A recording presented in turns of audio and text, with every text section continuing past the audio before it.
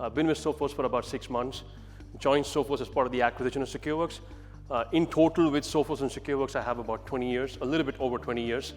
I'm here to talk about I want to talk about Sophos products and services, but I first want to use an example to really depict the hidden architecture of cybercrime, right? How this is like an ecosystem, and how hackers have actually evolved into more organized syndicates. And they're operating like multinational corporations, where they have their own HR department, they have their own finance, recruitment pipelines, even state sponsor to be able to run it, right? Sharing some numbers here, I don't intend to go through these numbers. This is just to display ransomware is evolving. It's not declining. And we have seen this even in the news this week.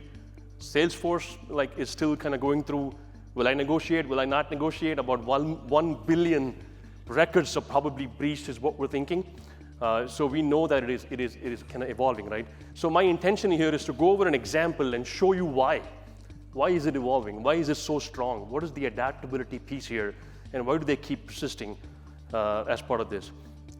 So ransomware, we see it as an ecosystem, by the way. It's not a guy in a hoodie sitting in a basement anymore. Ransomware is a full-fledged industry now. It's a network of highly specialized actors who fulfill a very specific or very well-defined role as part of the initiative. What we have seen is they're broken down into 3 different organizations or entities: operators or developers, affiliates, and initial access brokers. Think about operators as people who run the business, who manage the infrastructure, who are essentially creating this build of ransomware. The objective is for them to be able to license it to somebody else to be able to run it. And this was kind of the birth of ransomware as a service. Their objective is to be able to get into networks, buy access to ransomware, or rent it from these operators, and then go in, breach, and deploy the ransomware.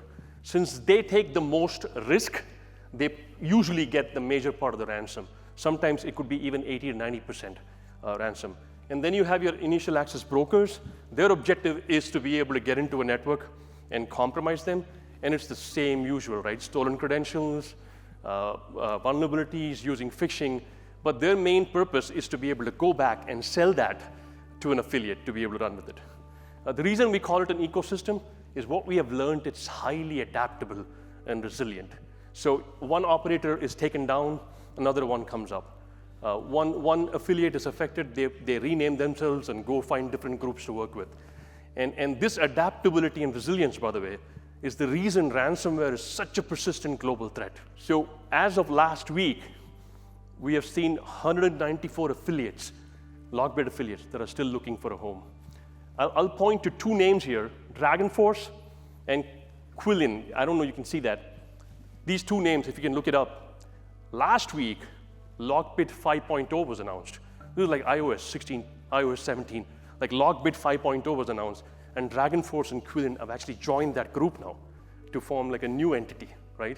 So they're constantly adapting. So we have to recognize that, right? First thing is to acknowledge and recognize that before you can start to figure out how to protect, how to mitigate that.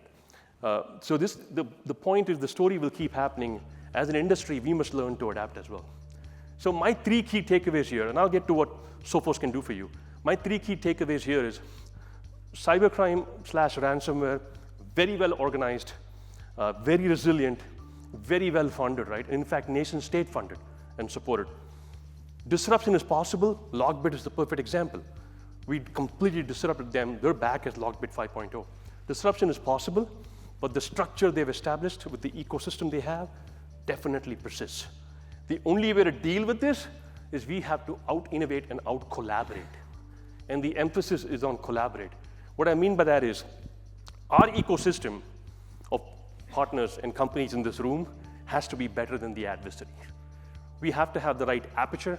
We have to have the right data, right visibility to be able to take action in an expeditious manner, right? Speed and efficiency is the key. So I think that's the major takeaway as part of that. That's the new Sophos platform available as part of Sophos Central. Obviously, EDR, MDR, XDR, NDR, email, cloud, all these things available as part of the platform. Partner ecosystem, Sophos is obviously very well established in the partner community. But over here, when I say ecosystem, I'm also trying to point to how well we work with each other, how we collaborate. because we cannot expect to walk into a customer and that they'll buy everything from us, right?